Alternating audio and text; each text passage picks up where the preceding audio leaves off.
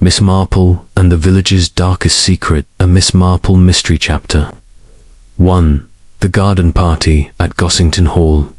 The late afternoon sun cast long golden shadows across the manicured lawns of Gossington Hall, where the annual spring garden party was in full swing.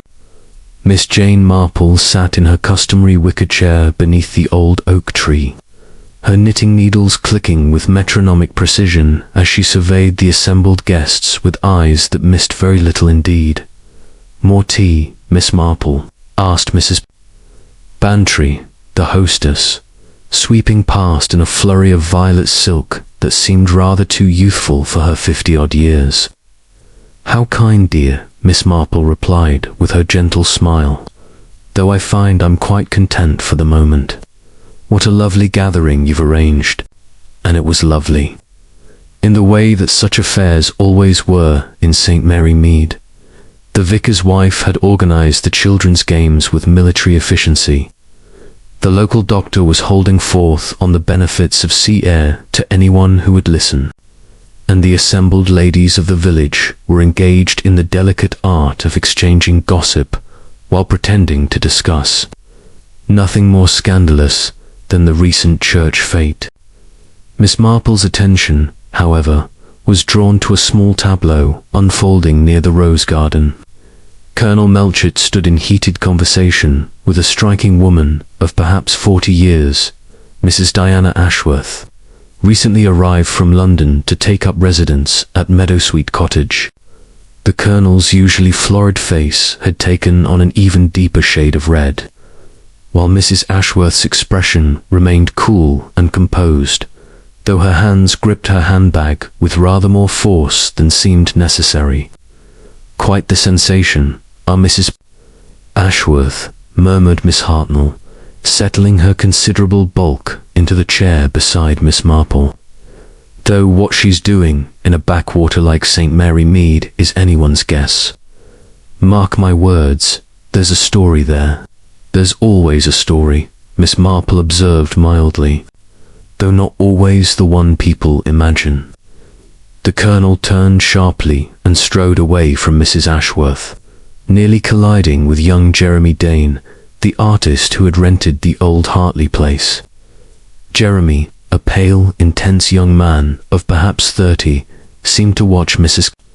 Ashworth with an expression that might have been admiration or something rather more complex.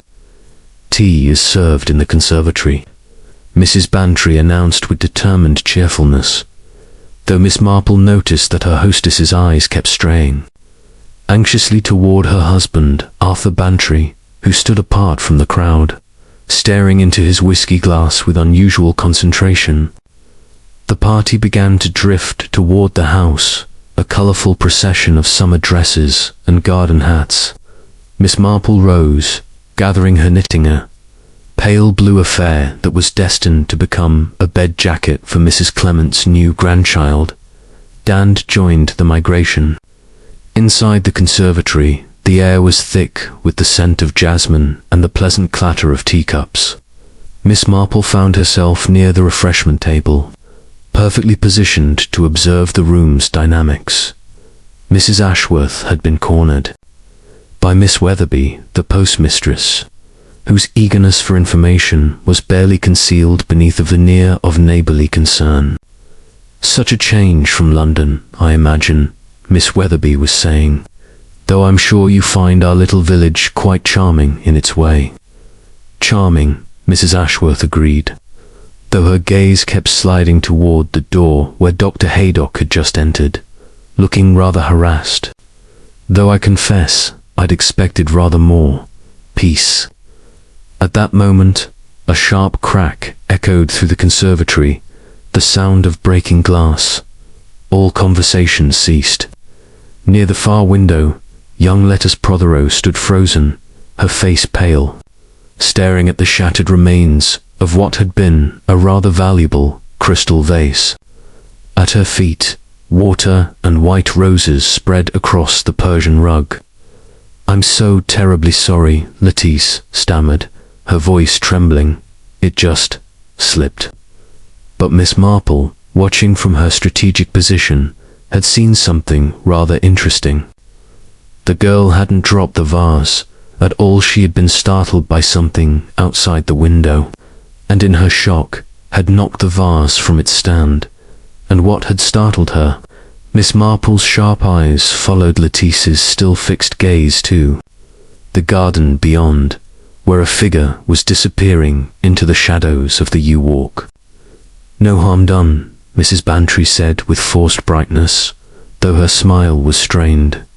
"These things happen. Gladys, fetch a cloth, would you?" The party attempted to resume its previous rhythm, but something had changed. There was a tension. Now, a current of unease that flowed beneath the polite conversation like a cold stream beneath summer grass. Miss Marple accepted a cucumber sandwich from the hovering maid and took her time selecting a comfortable observation post. She had learned long ago that in a village, one need only wait and watch. The truth had a way of revealing itself, if one paid proper attention. "Dreadful business about the Hartley estate," she heard someone saying. "Sold to that developer from Birmingham." "Not sold yet," corrected another voice. "Though I understand the papers are to be signed tomorrow." Miss Marple's ears pricked up at this. The Hartley estate had been in the family for generations, and its sale would be no small matter for St. Mary Mead.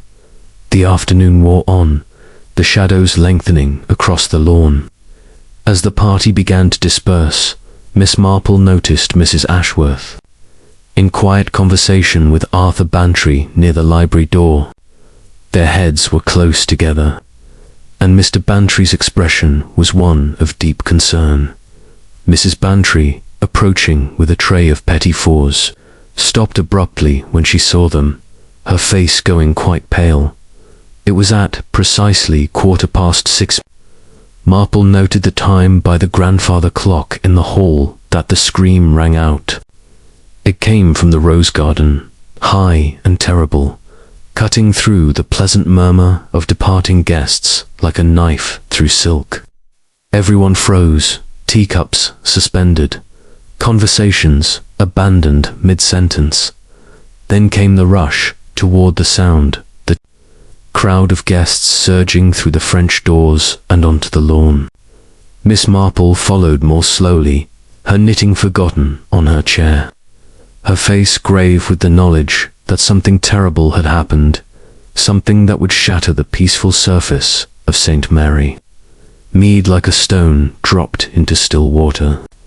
In the rose garden, surrounded by late-blooming flowers and the lengthening shadows of evening, lay the body of Mrs. Diana Ashworth. Her violet dress, for she had changed for the party, was spread around her like dark petals, and her face, turned up to the fading sky, wore an expression of profound surprise. And buried deep in her chest, gleaming in the golden light, was the silver handle of an ornate letter opener that Miss Marple recognized instantly. She had seen it just that morning on Arthur Bantry's desk. Chapter 2. Whispers and Accusations. The peaceful village of St. Mary Mead had not witnessed such upheaval in living memory. Within minutes of the discovery, the garden party had transformed from a genteel social gathering into a scene of barely controlled chaos. Mrs. Bantry had fainted quite genuinely. Miss Marple noted and had been carried into the morning room by the flustered vicar and Dr. Haydock. Colonel Melchett, in his capacity as chief constable, had immediately taken charge, barking orders for everyone to remain on the premises and for someone to telephone the police station at Much Benham. Miss Marple remained in the rose garden, standing at a careful distance from the body, her keen eyes taking in every detail. The letter opener had been driven in with considerable force. This was no accident, no moment of sudden passion that might be explained away. This had been deliberate, calculated, and yet there was something almost theatrical about the scene, something that struck a discordant note in her mind, though she couldn't quite identify what it was. Everyone must stay exactly where they are, Colonel Melchett announced, his military bearing coming to the fore despite the tremor in his voice. No one is to leave Gossington Hall until the police arrive. Miss Hartnell immediately began to wail about her cat, which would need feeding, while Miss Weatherby clutched her handbag and declared this was precisely the sort of thing that happened when strangers came to quiet villages. Young Lettice Prothero sat on the garden bench, her face buried in her hands, shoulders shaking with sobs. I saw her, Lettice kept repeating. Just an hour ago, she was alive, and now. Oh, it's too horrible. Jeremy Dane stood apart from the others, his artist's eyes fixed on the body with an intensity that several guests found rather disturbing. When Mrs. Price suggested he might look away, he merely shook his head. One must see things as they are, he said quietly. Pretending otherwise doesn't change reality. Miss Marple moved slowly round the periphery of the gathering, her soft voice asking gentle questions that people answered almost without thinking. Had anyone seen Mrs. Ashworth leave the conservatory? When had people last noticed her? Who had been in the rose garden during the past hour? The answers were fragmentary, contradictory. Mrs. Ashworth had been in the conservatory at 5:30 now. It was 6:15. She'd been talking to Dr. Haydock. No, it was Arthur Bantry. She'd mentioned stepping out for fresh air, or had that been someone else? Memory is such a curious thing, Miss Marple murmured to herself. People see what they expect to see, not always what's really there. Dr. Haydock emerged from the house, his face grave. Mrs. Bantry is resting. The shock has been considerable. He paused, lowering his voice. I should examine the body, Melchett, before your men from Much Benham arrive. Time of death and such. Colonel Melchett nodded curtly, and the doctor knelt beside Mrs. Ashworth's body. Miss Marple watched his face carefully as he made his examination. She saw his expression shift from professional detachment to puzzlement, and then to something approaching alarm. Well, demanded the colonel. Dead less than an hour, I should say. The weapon penetrated the heart. Death would have been very nearly instantaneous. Dr. Haydock stood, brushing dirt from his trousers. But there's something odd, Melchett. Her hands, look at them. Miss Marple stepped closer, her eyes sharp. Mrs. Ashworth's hands lay at her sides, palms up, perfectly relaxed. There were no defensive wounds, no signs of a struggle. The manicured nails were unbroken, the rings undisturbed. She didn't fight, Miss Marple said softly. She didn't even raise her hands to protect herself, meaning she knew her attacker. Colonel Melchett concluded grimly, trusted them enough not to fear them. A murmur ran through the assembled guests like wind through wheat. Everyone began looking at everyone else with new suspicion, and Miss Marple could see the calculations forming behind their eyes. Who had quarrelled with Mrs. Ashworth? Who had opportunity? And most damning of all, whose letter opener was it? All eyes turned toward the house, where Arthur Bantry could be seen through the library window, his face in his hands. The very picture of a broken man. Now see here, Miss Weatherby said loudly. We all know whose letter opener that is. I've seen it myself a dozen times in Arthur Bantry's library. Silver and onyx, quite distinctive. There can't be two of them. That proves nothing, Miss Hartnell countered, though her voice lacked conviction. Anyone could have taken it from his desk. Anyone in the house, you mean? Miss Weatherby shot back. Anyone familiar with the household?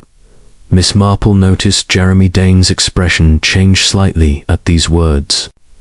He opened his mouth as if to speak, then seemed to think better of it, his lips pressing into a thin line.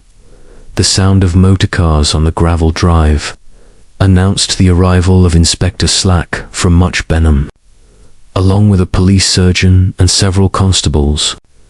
Inspector Slack was a brisk, efficient man in his 40s, with little patience for what he termed amateur speculation. He surveyed the scene with practiced eyes, took brief statements from Colonel Melchett and Dr. Haight, and then turned his attention to the assembled guests. Right then, he said crisply, "I'll need statements from everyone present. You'll be interviewed one at a time in the library.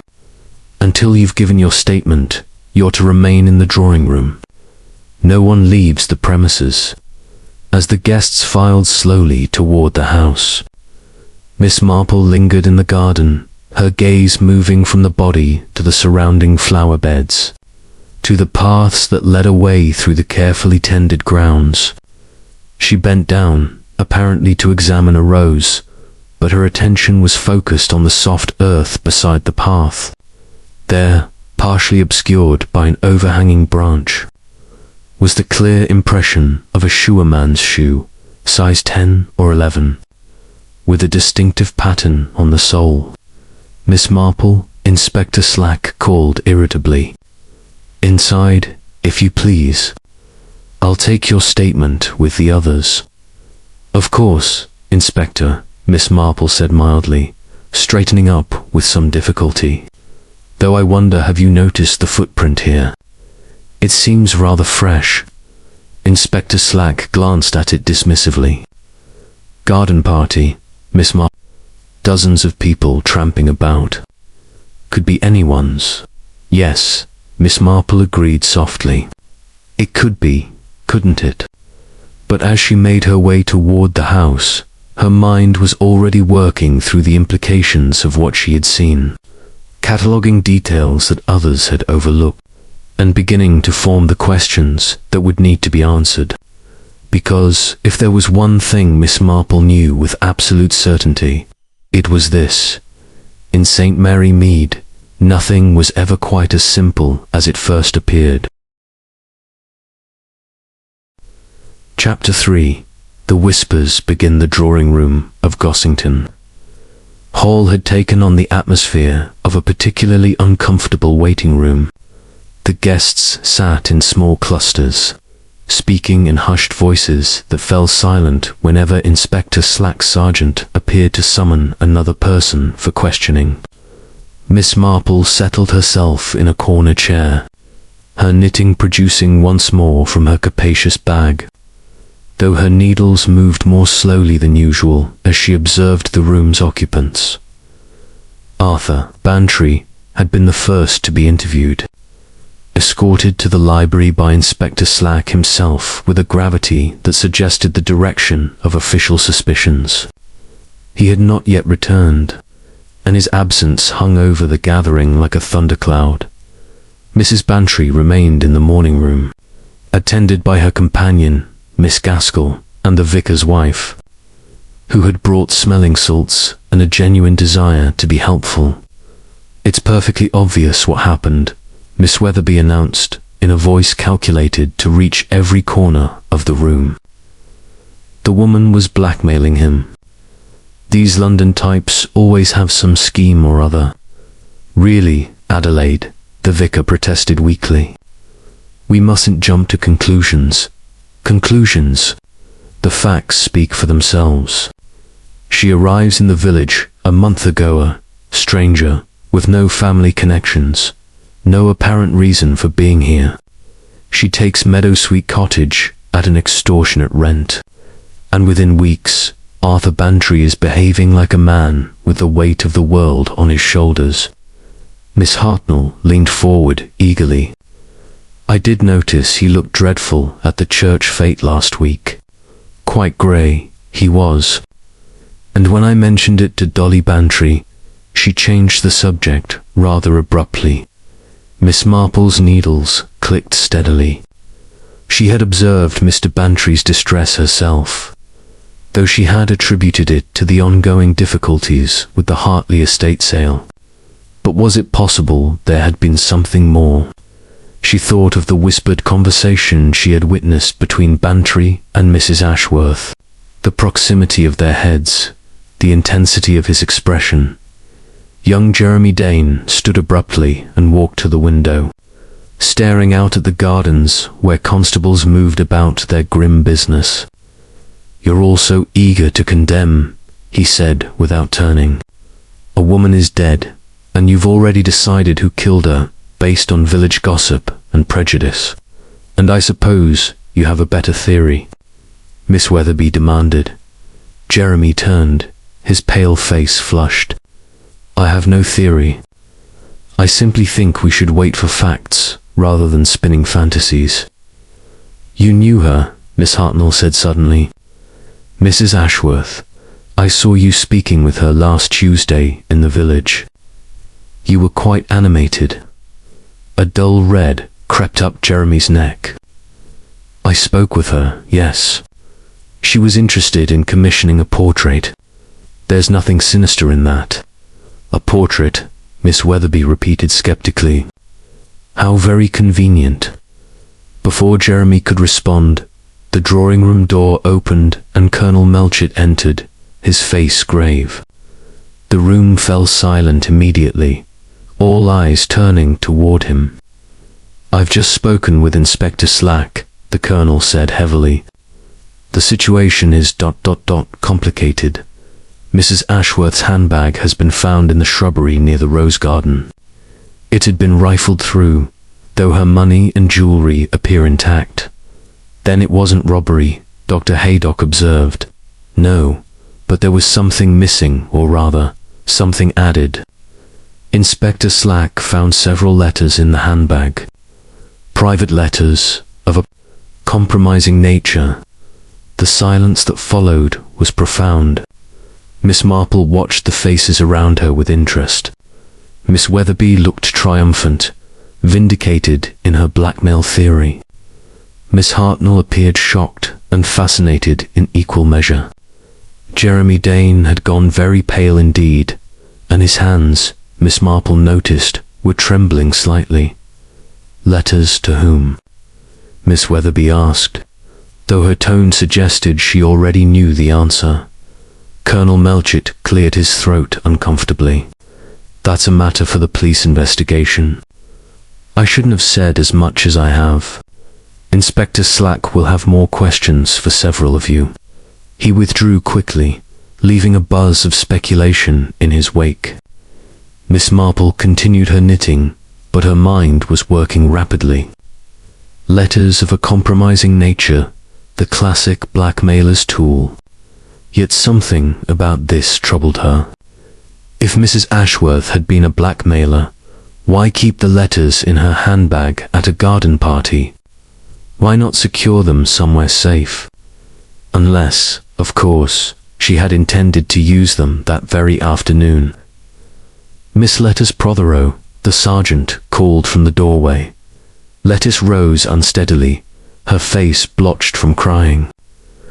As she passed Miss Marple's chair, the elderly woman reached out and gently touched her hand. "Courage, my dear," Miss Marple murmured. "The truth has a way of emerging, whatever people may try to hide."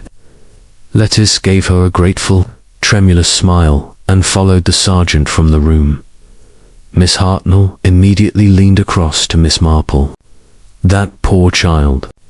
Her stepfather will be beside himself. You know Raymond Prothero's terrible temper why. Last month he nearly struck the butcher's boy for delivering to the wrong address." "Temper is one thing," Miss Marple said mildly. "Murder quite another."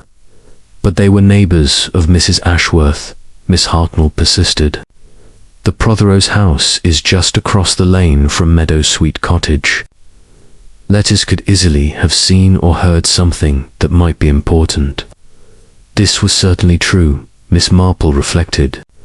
The geography of the village was suddenly taking on new significance. Who lived near Mrs. Ashworth? Who would have had opportunity to observe her comings and goings, her visitors, her habits? Dr. Haydock crossed the room and settled into the chair beside Miss Marple. Terrible business, he said quietly. That woman dead, and now Arthur's future hanging by a thread. Between you and me, Jane, I'm worried about Dolly. The shock might be more than she can bear. You've known the Bantrys a long time, Miss Marple observed. 20 years or more. Arthur's as decent a man as you'll find. Whatever those letters may suggest, I can't believe he'd resort to violence. And yet, Miss Marple said softly, decent men have been known to do terrible things when cornered. Fear is a powerful motivator, Doctor.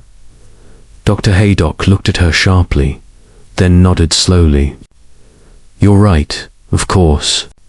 The question is, what was Arthur afraid of? Before Miss Marple could respond, raised voices came from the direction of the library. The drawing room fell silent, straining to hear. Inspector Slack's voice, sharp with authority, was followed by Arthur Bantry's, raised in what sounded like desperate protest. Then the library door banged open, and Arthur Bantry stormed out, his face crimson. Inspector Slack following close behind. I will not be treated like a common criminal in my own home. Bantry shouted, I've told you everything I know. Then you'll have no objection to remaining available for further questioning, Inspector Slack replied coolly. And I must ask you not to leave St. Mary Mead without informing the police.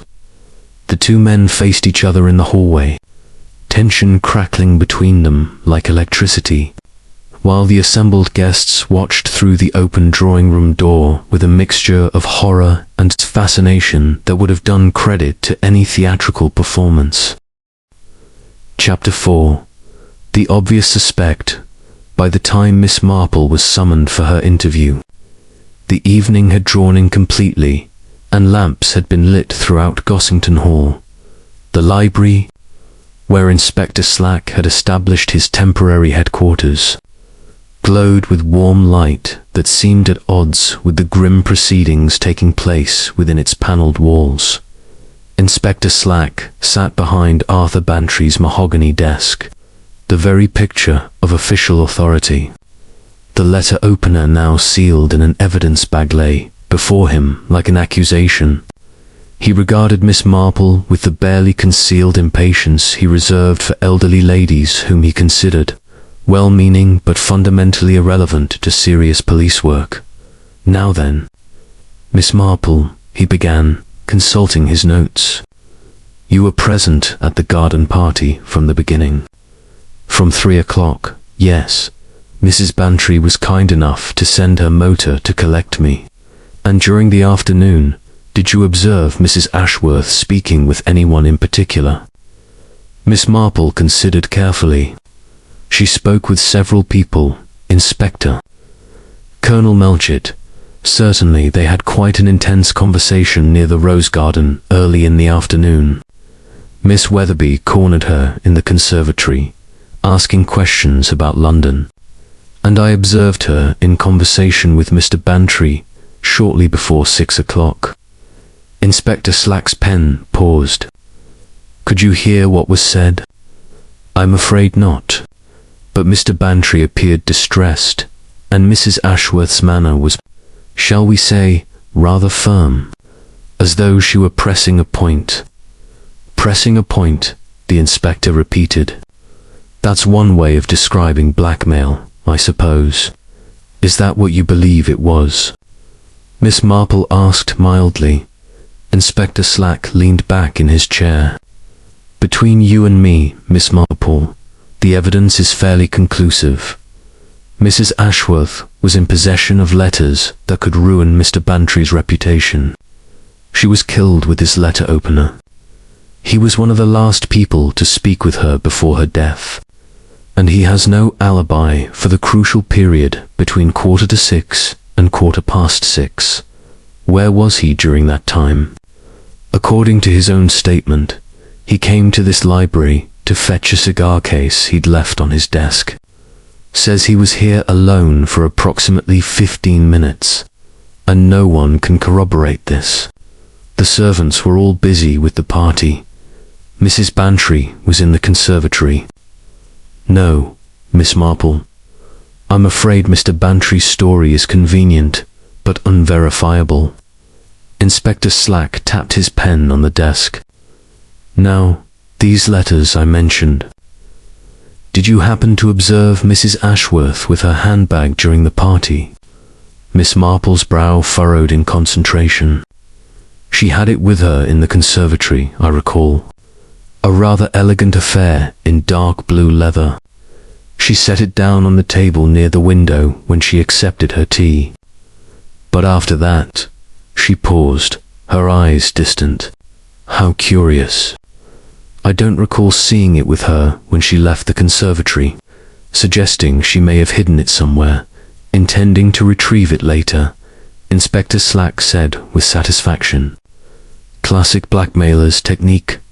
Keep the evidence close, but not on your person during the confrontation. Or, Miss Marple suggested gently, someone took it from her and later planted it in the shrubbery to be found. Inspector Slack frowned. Why would anyone do that? To ensure the letters were discovered, perhaps. To direct suspicion in a particular direction. The inspector's expression suggested he found this unnecessarily complicated. The simplest explanation is usually the correct one, Miss Marple. Mr. Bantry was being blackmailed. He refused to pay, and matters escalated. In the heat of the moment, he grabbed his letter opener and silenced her.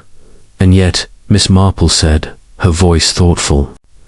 Dr. Haydock mentioned there were no signs of a struggle. Mrs. Ashworth didn't raise her hands to defend herself. That suggests she didn't perceive her killer as a threat until it was too late, or that Bantry approached her from behind. The wound was to her chest, Inspector. She was facing her killer. This brought Inspector Slack up short.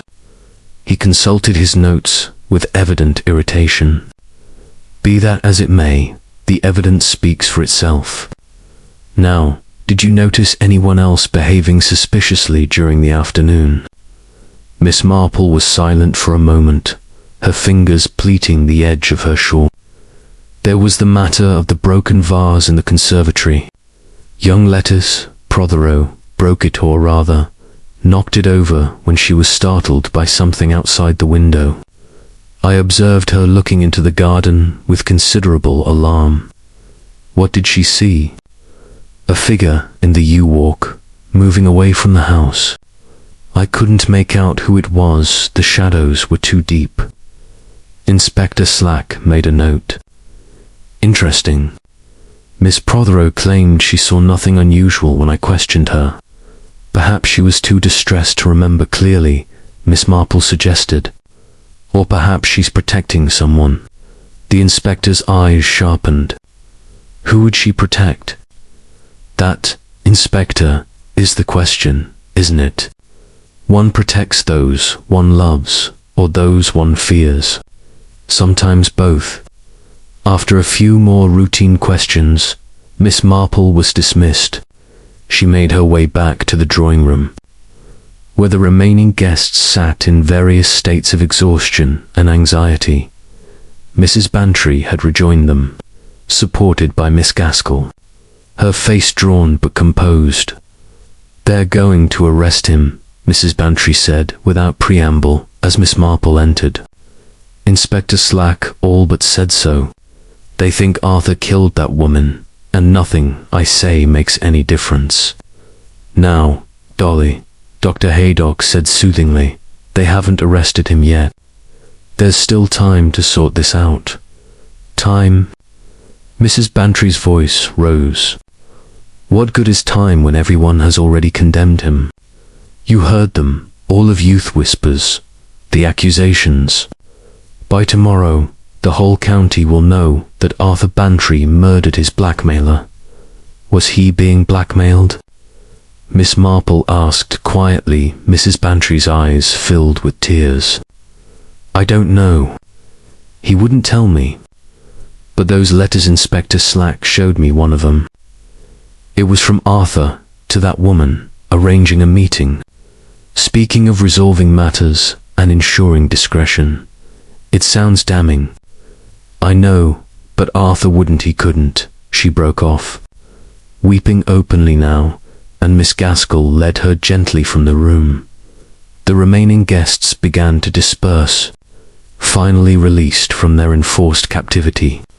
As Miss Marple gathered her belongings, Jeremy Dane approached her, his expression troubled. "Miss Marple," he said in a low voice, "may I walk you home? There's something I think you should know." Miss Marple studied his face for a moment, noting the shadows under his eyes, the tension in his jaw. "That would be very kind, Mr. Dane." They left Gossington Hall together, walking through the darkness toward the village.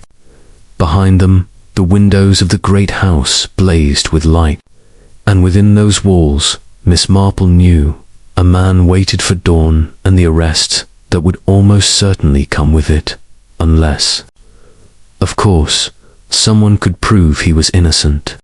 And that someone, Miss Marple reflected as she listened to Jeremy Dane's hesitant confession, would need to look beyond the obvious too, see not what appeared to be true, but what actually was. Chapter 5. A buried secret. The village streets were quiet as Miss Marple and Jeremy Dane walked together through the gathering darkness.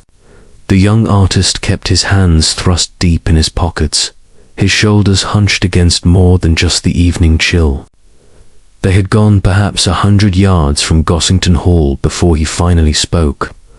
"I lied to Inspector Slack," Jeremy said abruptly.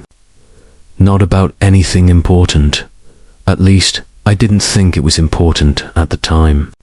But now, with Mr. Bantry under suspicion, I wonder if I should have spoken up." Miss Marple said nothing, merely adjusted her shawl and waited. She had learned long ago that silence was often the best encouragement for confidences. Mrs. Ashworth and Iwi knew each other. In London, before I came to St. Mary Mead, I was painting scenery for a theatrical production, and she was one of the actresses. He paused, his voice dropping. She wasn't called Ashworth then. Her stage name was Diana Vale. "I see," Miss Marple murmured. "And when she arrived in the village, you recognized her?" "Immediately. But she made it clear she wanted nothing to do with her past. She'd left the theatre," she said, "and come here for peace and respectability. She asked me not to acknowledge our previous acquaintance, and I agreed. What harm could it do?" They turned onto the high street, their footsteps echoing off the darkened shop fronts. A light burned in the window of the Blue Boar, and voices drifted out into the night already, Miss Marple noted. The murder would be the subject of intense speculation over pints of bitter. "But that wasn't the lie you told Inspector Slack, was it?" Miss Marple prompted gently. Jeremy shook his head. "No. When he asked if I'd spoken to Mrs. Ashworth today, I said only briefly, in passing. But the truth is, I saw her at 5:45, just after she left the conservatory. She was walking toward the rose garden, and she wasn't alone." Miss Marple stopped walking. "Who was with her?" "That's just it, I couldn't see properly. The light was fading, and they were partially hidden by the hedge. But it was definitely a man, tall, wearing a dark jacket. They were having what looked like an argument at least." Mrs. Ashworth's posture suggested agitation. She kept gesturing with her hands, the way she used to when she was rehearsing particularly emotional scenes. "And you didn't tell Inspector Slack this because—" Jeremy's face twisted with guilt. "Because I was afraid he'd think I was trying to deflect suspicion from myself. You see, Miss Marple, I was near the rose garden myself during that crucial period. I'd gone out to smoke a cigarette, filthy habit, I know, but it helps me think. If I admitted I was there, and that I'd seen her with someone, The inspector might conclude I was making up a story to cover my own involvement. They resumed walking, and Miss Marple considered this new information carefully. "Did you see where this man went after speaking with Mrs. Ashworth?" "No. I finished my cigarette and went back inside. I thought nothing of it at the time, just to people having a private conversation. It was only when we heard the scream that I realized, ... He trailed off, swallowing hard. "That you might have been one of the last people to see her alive," Miss Marple finished. "Mr. Dane, you must tell Inspector Slack what you've told me. This man you saw could be the killer, but I can't identify him. All I can say is that he was tall and wore dark clothing that could describe half the men at the party. Nevertheless, it's important." Miss Marple paused at the gate to her cottage. "Tell me, did you notice anything else? Any detail, however small?" Jeremy frowned, clearly trying to recall. "There was a sound just before I went back inside. A sort of metallic clink, like keys or coins. I remember thinking it was odd, out of place somehow, but I couldn't pinpoint why." "Most interesting," Miss Marple murmured. "Now, you must go to Inspector Slack first thing tomorrow morning and tell him everything. In a murder investigation, Mr. Dane, withholding information is far more suspicious than providing it, however inconvenient it may seem." Jeremy nodded reluctantly. "You're right, of course. I've been a fool." He hesitated, then added, "Miss Marple, do you think Mr. Bantry's guilty?"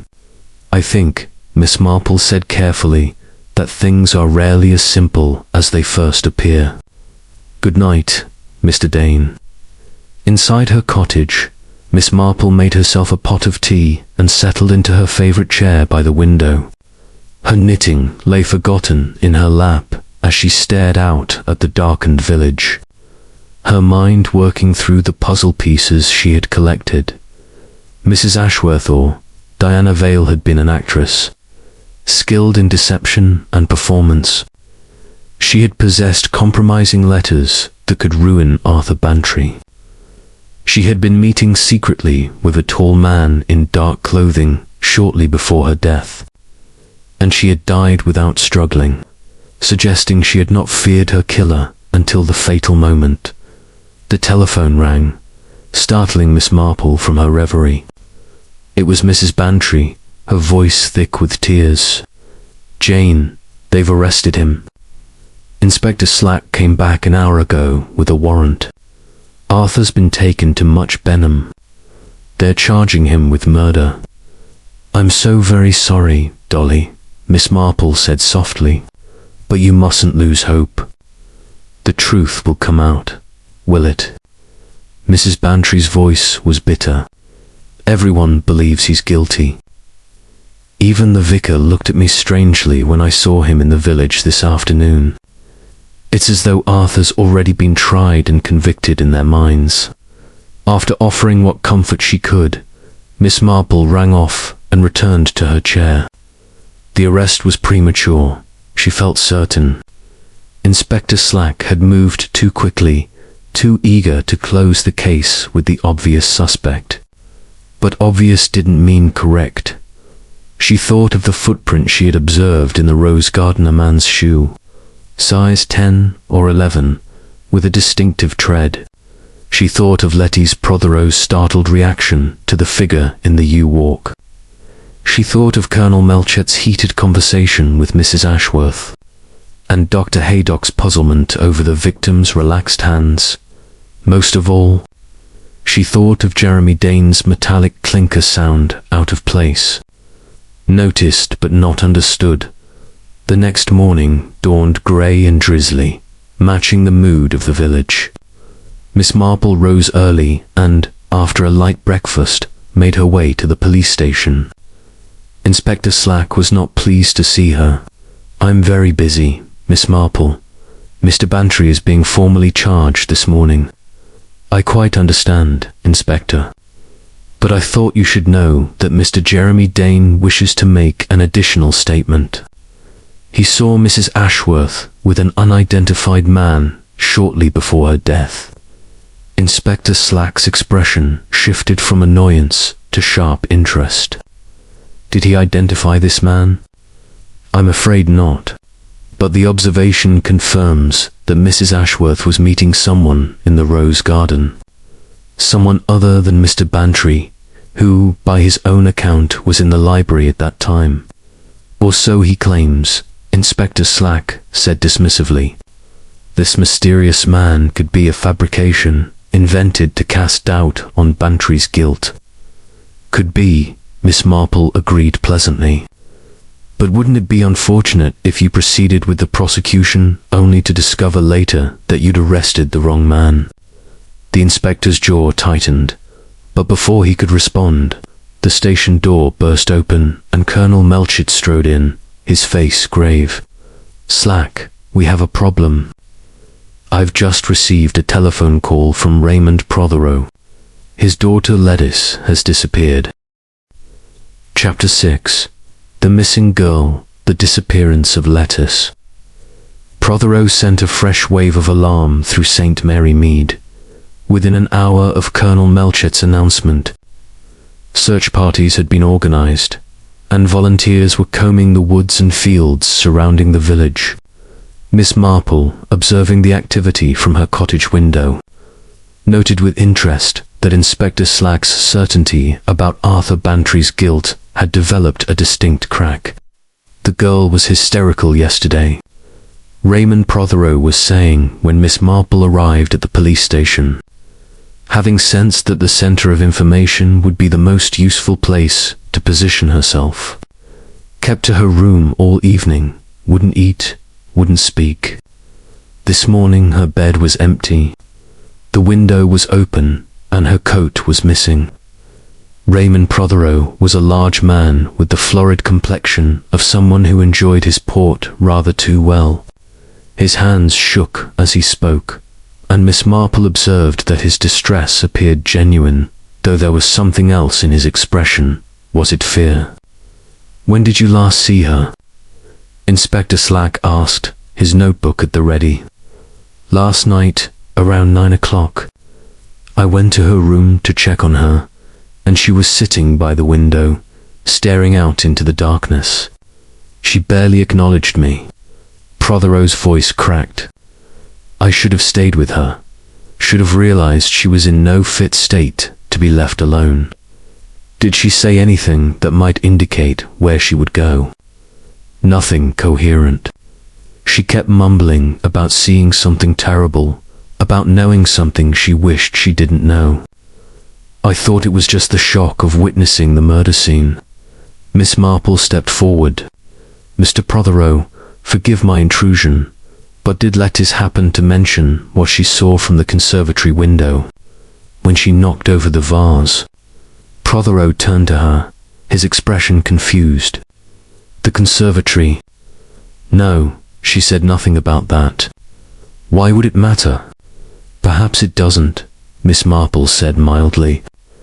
But your daughter was startled by something she saw in the garden just before Mrs. Ashworth was killed.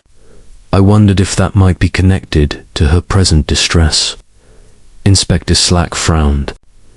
Miss Marple, this is police business, and a young woman is missing, Colonel Melchett interrupted. If Miss Marple has information that might help locate her, we should hear it. What exactly did Miss Prothero see, Jane? A figure in the yew walk, moving away from the house. I couldn't identify who it was, but Lettice clearly could. Her reaction suggested recognition and alarm. A heavy silence fell over the room. Inspector Slack's face had gone pale, and even Raymond Prothero seemed to shrink into himself. You think my daughter saw the murderer, Prothero said hoarsely.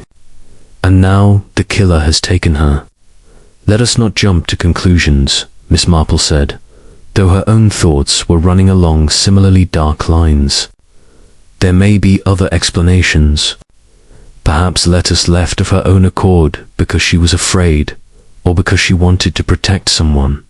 Protect someone. Inspector Slack's voice was sharp. That, Inspector, is what we must discover.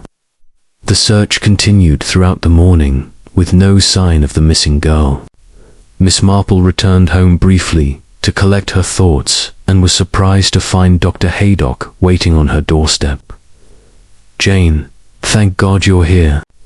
I need to speak with you privately." His normally jovial face was drawn with worry. Inside, over tea that Miss Marple prepared with her usual efficiency, the doctor spoke in low, urgent tones. "I've just come from examining Mrs. Ashworth's body at the mortuary.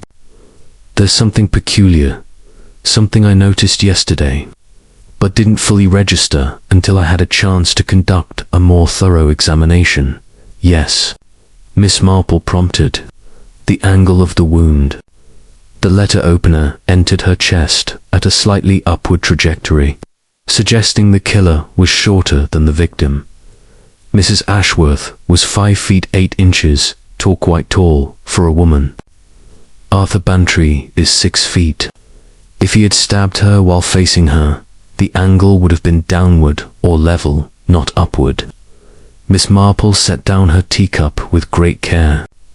"Have you told Inspector Slack?" "I tried.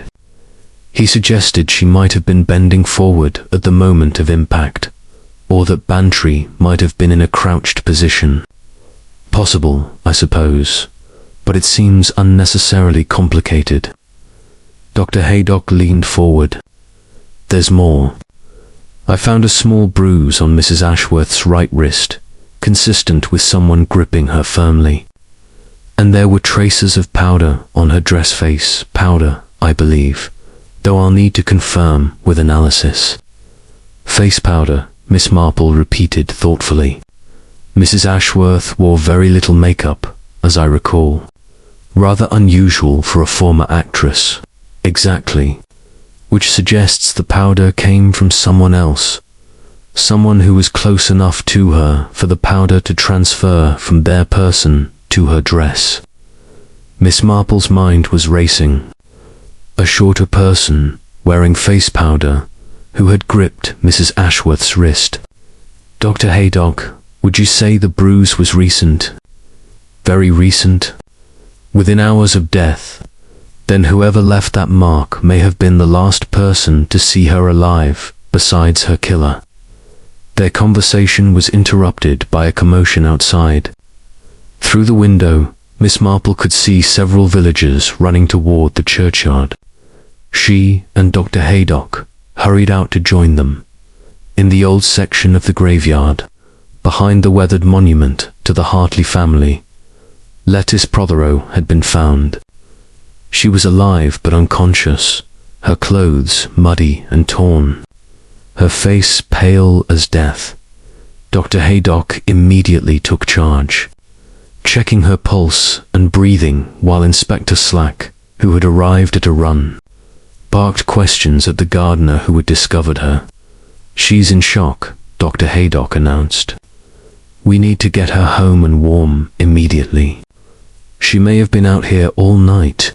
As they carefully lifted the girl, Miss Marple noticed something clutched in Lettice's hand, a small object that glinted in the morning light. She bent down, her movements appearing casual to the casual observer, and gently extracted it from the girl's grip. It was a gentleman's cufflink, silver with an onyx inset, bearing the initials J.D.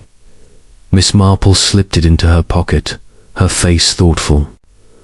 The pieces of the puzzle were beginning to come together, though the picture they formed was not yet clear. But one thing was certainly, Lettice Prothero had seen something yesterday, something that had terrified her enough to flee into the night. And whatever she had witnessed was connected to the cufflink, now resting in Miss Marple's pocket, as Lettice was carried away on a makeshift stretcher. Miss Marple remained in the churchyard, her sharp eyes scanning the ground where the girl had lain. The earth was disturbed, suggesting a struggle or perhaps frantic digging. And there, partially concealed beneath a layer of dead leaves, was an envelope. Miss Marple picked it up carefully. It was addressed to Mrs. Diana Ashworth in a hand she didn't recognize. But the postmark was from London, dated 3 weeks prior. The envelope had been torn open, and inside was a single sheet of paper covered in bold, angry handwriting. The letter began, "You think you can escape your past, but I've found you. If you don't pay what you owe by the end of the month, I'll make sure everyone in your respectable little village knows exactly what Diana Vale really is." The letter was unsigned, but Miss Marple noted with interest that it was written on expensive stationery, the kind sold by only one shop in Much Benham. A shop she knew catered primarily to the local gentry, the blackmailer. It seemed was not Mrs. Ashworth after all. She had been the victim of blackmail herself. And somewhere in St. Mary Mead, the real blackmailer was watching, waiting, and perhaps preparing to strike again. Chapter 7. Secrets unraveled. Miss Marple sat in the Prothero drawing room, the blackmail letter safely tucked in her handbag, while Dr. Haydock attended to Lettice upstairs. The girl had regained consciousness briefly, muttering incoherently about shadows and voices before lapsing back into feverish sleep. Raymond Prothero paced the floor like a caged animal, his earlier bluster replaced by raw anxiety. "Will she recover?" he demanded when Dr. Haydock finally descended the stairs. "Physically, yes. She's suffering from exposure and exhaustion, but nothing that rests and warmth won't cure. Mentally, however," the doctor paused, choosing his words carefully, "she's experienced severe trauma. Whatever she witnessed yesterday has left deep scars. Can she speak? Can she tell us what happened?" "Not yet. And I wouldn't advise pressing her when she does wake properly. The mind has its own ways of protecting itself from unbearable truths." Miss Marple rose from her chair. "Mr. Prothero, may I ask you something rather delicate? Did you know that Mrs. Ashworth was being blackmailed?"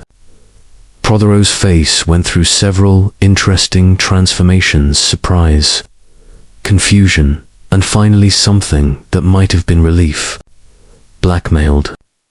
No, Why would you think that?" Miss Marple produced the letter, handing it to him with the observation that it had been found near where Lettice had lain. "This suggests Mrs. Ashworth was the victim, not the perpetrator, of extortion." Prothero read the letter, his hands trembling. When he looked up, his face had aged 10 years.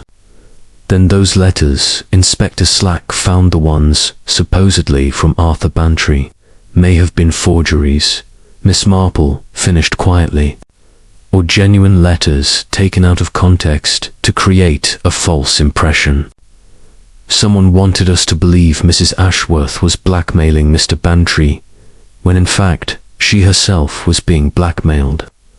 Dr. Haydock let out a low whistle. But why create such an elaborate deception? To provide a motive for murder, Miss Marple said, and to direct suspicion away from the true killer. Inspector Slack arrived within the hour, summoned by Dr. Haydock's telephone call. He read the blackmail letter with growing consternation, his earlier confidence visibly crumbling. "This changes everything," he admitted reluctantly. "If Mrs. Ashworth was the victim of blackmail, then Bantry's motive disappears. But who was blackmailing her, and why?" "I believe," Miss Marple said, "that the answer lies in Mrs. Ashworth's past, or rather, Diana Vale's past. She was a theatrical actress in London, and someone from that former life had tracked her to St. Mary Mead." "How do you know about Diana Vale?" Inspector Slack demanded. "Mr. Jeremy Dane informed me. They knew each other in London before Mrs. Ashworth came here seeking respectability. The inspector's eyes narrowed. Jeremy Dane, the artist who rents the Hartley place. He told me he barely knew the victim. He was protecting her secret, as she had requested. But I believe he's willing to cooperate now. Miss Marple paused, then added, "There's something else you should know, Inspector. I found this in Lettice Prothero's hand when she was discovered." She produced the cufflink, and Inspector Slack examined it closely. J.D. Jeremy Dane. Possibly, though it could also stand for other names. John, James, Joseph. Miss Marple let the suggestion hang in the air. Or it could belong to someone whose surname begins with D, Dr. Haydock added. There are several families in the area, the Dentons, the Drummonds, ... Raymond Prothero had been listening to this exchange with growing agitation. Now he stepped forward, his face flushed. "I think it's time I was honest with you all. I knew Diana Vell Mrs. Ashworth years ago, in London. Before my marriage, before I came to St. Mary Mead." The room fell silent. Inspector Slack's pen was poised over his notebook, and Miss Marple's knitting needles had stilled in her lap. "We were involved," Prothero continued, his voice thick with shame. "It was a brief affair, foolish and reckless. She was beautiful, exciting, everything my life here wasn't. But when I inherited the family estate and needed to marry, I ended things badly. I gave her money and told her never to contact me again. And then she appeared in St. Mary Mead," Miss Marple said softly. "Yes, a month ago, she took Meadowsweet Cottage. I nearly collapsed when I saw her at church. She sought me out privately and told me she had no intention of exposing our past. She wanted the same thing I did, respectability and peace. But someone else knew about our relationship, someone who threatened to reveal everything unless she paid them. Did she tell you who was blackmailing her?" Inspector Slack asked sharply. "No. She said it was better if I didn't know, that she would handle it herself. But she was frightened, I could see that. And she asked me for money, not for herself, but to pay off the blackmailer. Did you give it to her?" Prothero's shoulders sagged. "I gave her what I could, but it wasn't enough. She needed £500 a fortune. I didn't have access to that kind of money without my wife finding out, and I couldn't risk that." Miss Marple's mind was working rapidly. "Mr. Prothero, did your daughter know about your connection to Mrs. Ashworth?" "God, no. At least, I didn't think so." He looked up toward the stairs where Lettice lay. "But perhaps she overheard something, or saw something she shouldn't have. That would explain why she's been so distraught.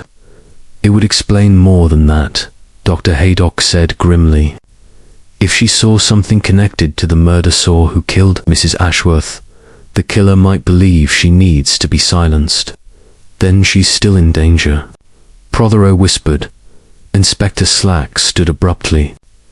"I'm posting a constable outside this house. No one enters or leaves without my knowledge. And I'm bringing Jeremy Dane in for questioning immediately. Those initials on the cufflink are too coincidental to ignore." After the inspector departed, Miss Marple remained with Dr. Haydock and Raymond Prothero. The doctor had gone upstairs to check on his patient again, leaving Miss Marple alone with the master of the house. "You're not telling us everything," Miss Marple said quietly. "Are you, Mr. Prothero?" Prothero's hands clenched into fists. "What do you mean? You knew Mrs. Ashworth was at Gossington Hall yesterday. You knew she was desperate and frightened. Yet you didn't go to her aid, didn't speak to her, didn't try to help her beyond the inadequate sum of money you'd already provided. Why? Because..." Prothero's voice broke. "Because I was afraid. afraid of what she might do if cornered, afraid of what might come out. I'm a coward, Miss Marple. I sacrificed that woman to protect my own reputation, and now she's dead, and your daughter lies upstairs, possibly traumatized by witnessing something connected to that death. Prothero buried his face in his hands. God, forgive me. Miss Marple rose to leave, her expression unreadable. It's not God's forgiveness you need to worry about, Mr. Prothero. It's lettuces, and your own conscience. Outside, the afternoon was fading into evening. Miss Marple walked slowly back toward the village, her mind turning over the new information. The pieces were falling into place, but the picture they formed was still incomplete. Someone in St. Mary Mead had been blackmailing Diana Vale. Someone had killed her when she refused, was unable to pay. And someone had very nearly killed Lettuce Prothero to keep their secret safe. The question was, who stood to lose the most if Diana Vale's passed down her connections to St. Mary Mead became public knowledge? Chapter 8. The Trap is Set.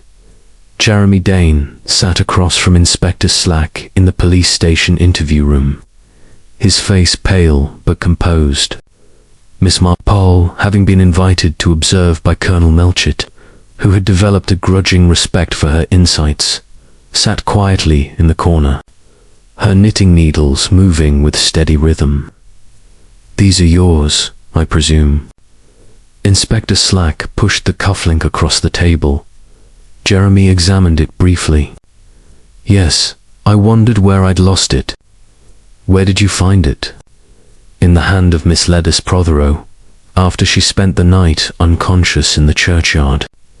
Care to explain how it got there? I have no idea. I noticed it was missing yesterday evening when I was dressing for dinner. I assumed it had fallen off at some point during the garden party. Convenient, Inspector Slack said dryly. Mr. Dane, I'm going to ask you again, what was your relationship with Mrs. Diana Ashworth? Jeremy sighed deeply. I've already told Miss Marple the truth. Diana and I knew each other in London. We worked together in the theatre. I painted scenery. She acted. We were friends, nothing more. When she came to St. Mary Mead, she asked me to keep our past acquaintance quiet, and I respected her wishes. Until yesterday, when you saw her arguing with an unidentified man in the garden. Yes, and you're certain you couldn't identify this man? Jeremy's hesitation was barely perceptible, but Miss Marple caught it. The light was poor, and they were partially concealed by the hedge. But you saw something, Miss Marple said quietly. Something you haven't told us. Jeremy turned to her, and in his eyes she saw a struggle between fear and honesty. I saw a glint of something, metal, catching the last rays of sun. It might have been nothing, a watch chain, perhaps, or a cigarette case, or cufflinks, Inspector Slack said pointedly. Or cufflinks, Jeremy admitted. But I can't be certain. And even if I could be, half the men at that party were wearing cufflinks. It proves nothing. Miss Marple leaned forward slightly. Mr. Dane, you were fond of Mrs. Ashworth, weren't you? Not romantically, perhaps, but you cared about her welfare. She was a good person who'd made some mistakes in her past. She deserved a chance to start over. Then help us find who killed her, Miss Marple said. Think carefully about what you saw. The man's height, his build, the way he moved. Any detail might be crucial. Jeremy closed his eyes, concentrating. He was tall, perhaps 6 feet, broad-shouldered. He moved with authority, like someone accustomed to being obeyed. And his voice, when he spoke, was educated. Upper class, you could hear what was said. Only fragments. Diana was saying something about the agreement, and you promised. The man said something I couldn't quite catch. And then Diana said, quite clearly, I won't be silent anymore. That was when she turned away from him, as if to leave, and then I stubbed out my cigarette and went back inside. I wish to God I hadn't. If I'd stayed, if I'd made my presence known, perhaps she'd still be alive. Inspector Slack dismissed Jeremy with a warning not to leave the village, then turned to Miss Marple and Colonel Melchett. Well, what do you make of it?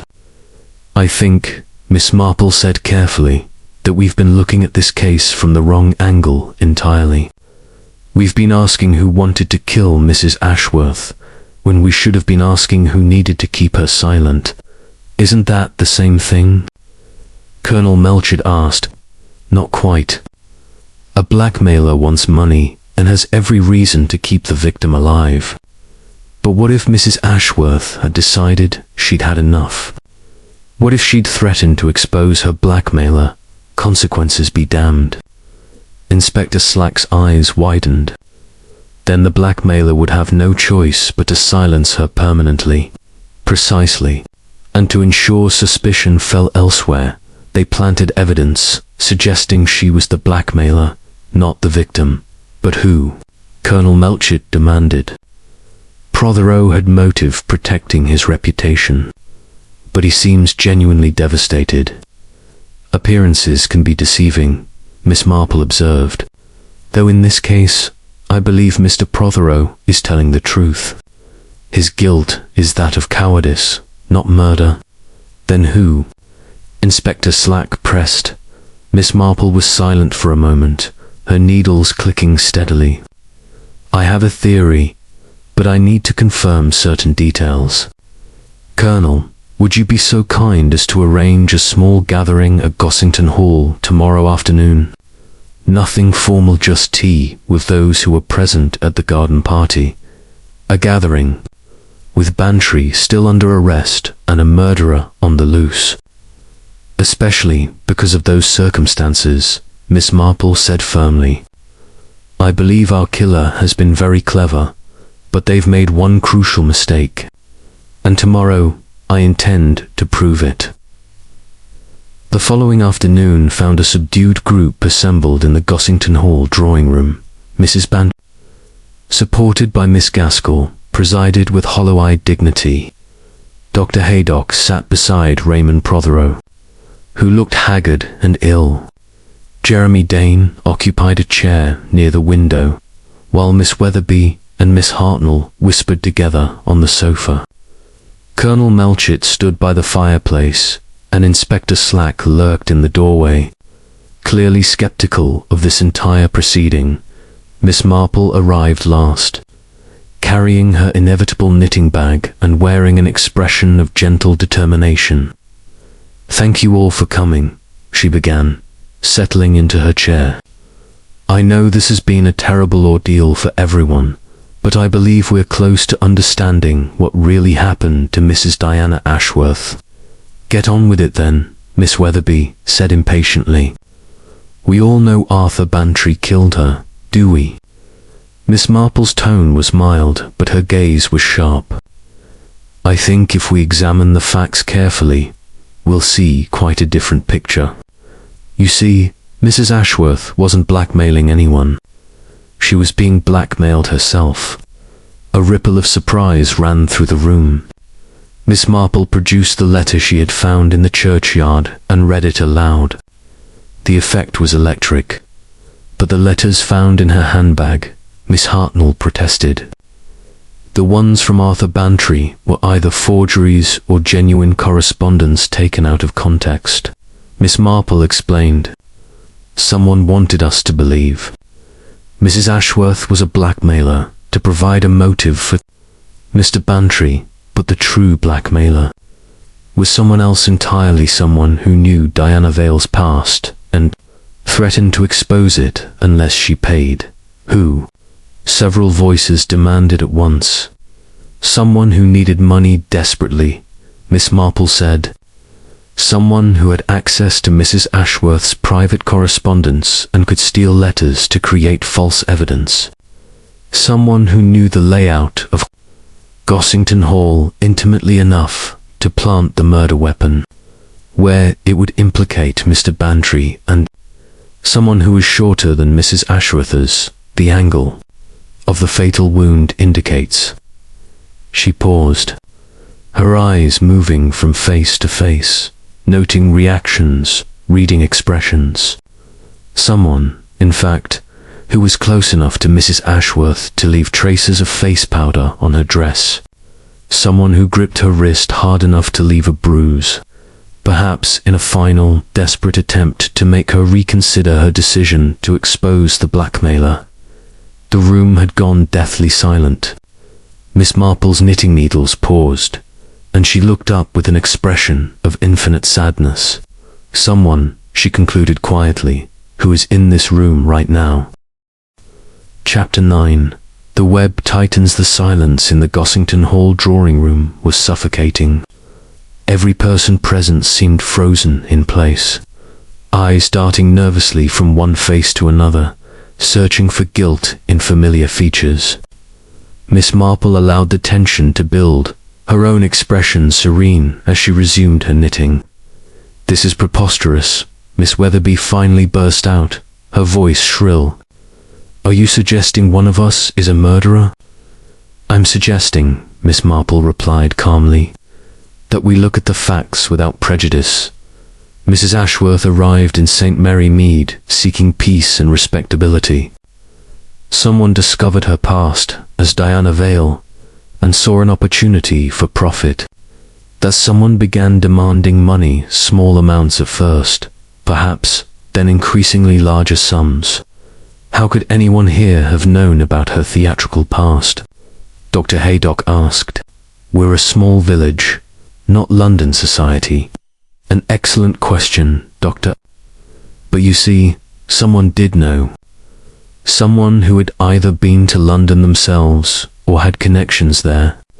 Someone who might have recognized Diana Vale's face or name, or who had access to theatrical programs, newspapers, photographs from that period."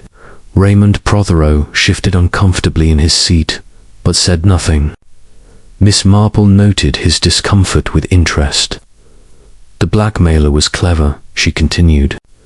"They knew that Mrs. Ashworth would never go to the police. Her past was too scandalous, and she'd worked too hard to establish herself here as a respectable widow. But the demands became too much. Mrs. Ashworth couldn't pay, and more importantly, she'd decided she wouldn't pay. At the garden party yesterday, she confronted her blackmailer with an ultimatum. 'I won't be silent anymore,' Jeremy Dane quoted softly. That's what I heard her say. Precisely, Mr. Dane.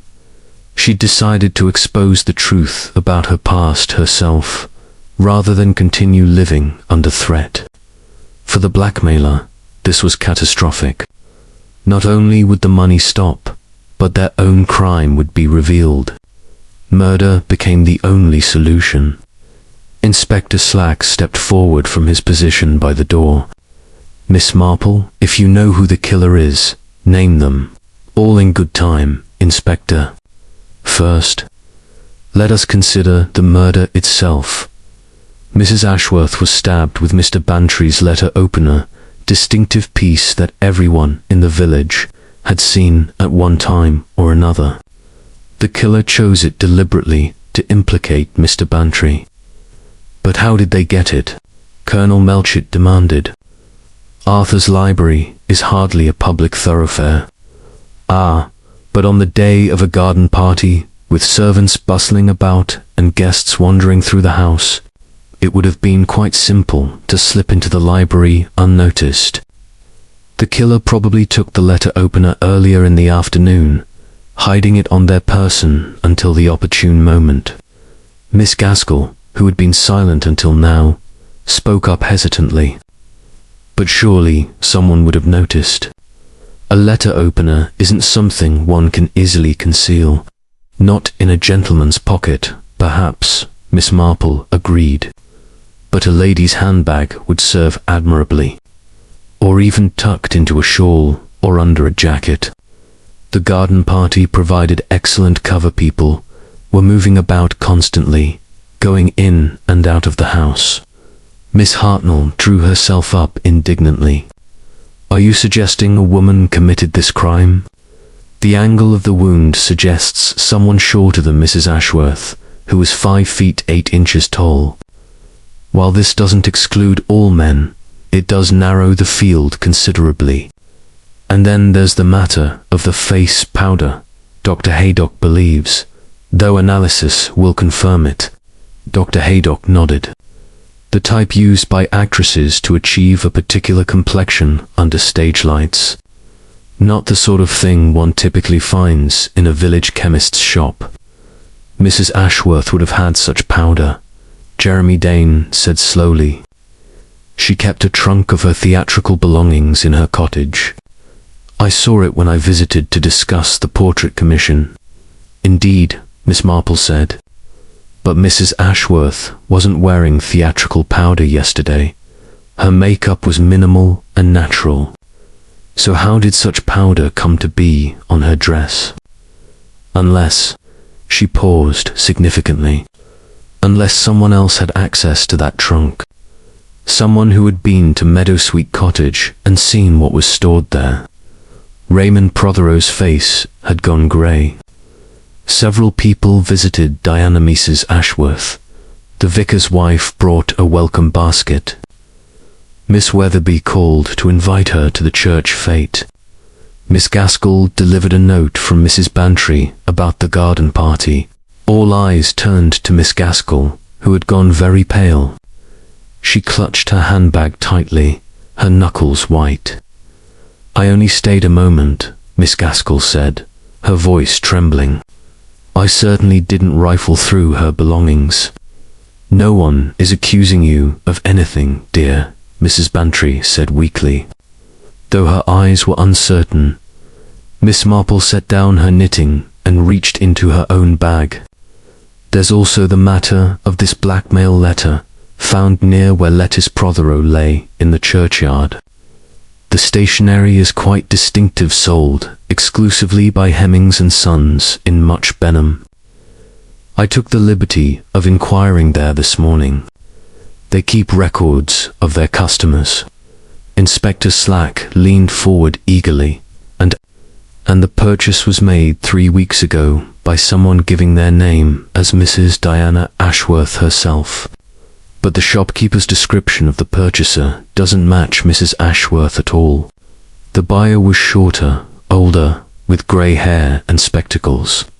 The room seemed to contract. Several people glanced at Miss Gaskell, who did indeed have grey hair and wore spectacles. But Miss Weatherby and Miss Hartnell fit the description equally well. This is absurd, Miss Weatherby declared. Why would any of us blackmail that woman? We barely knew her. Perhaps not, Miss Marple said gently. But someone knew her well enough to discover her secret. Someone who needed money, perhaps to pay debts, or to maintain a lifestyle they could no longer afford. Someone who saw an opportunity and took it. You're still not naming anyone, Colonel Melchett said with frustration. Because I need one more piece of evidence to be certain. You see, Lettice Prothero saw something from the conservatory window, something that frightened her so badly she knocked over a valuable vase. She saw a figure in the yew walk, someone who shouldn't have been there at that particular time. And later, she found something, the cufflink, now in Inspector Slack's possession, that connected what she'd seen to the murder. Where did she find it? Dr. Haydock asked. That, Miss Marple said, is what I intend to discover. Lettice Prothero is awake now and able to speak. With her father's permission, I'd like to visit her this evening and ask her directly what she saw. Raymond Prothero nodded reluctantly. If you think it will help catch the monster who did this, I do, Miss Marple assured him. But there's something else we must consider. Ledise was attacked her, at the very least, frightened so badly that she fled into the night and collapsed in the churchyard. The killer knows she's a witness. They may try again to silence her.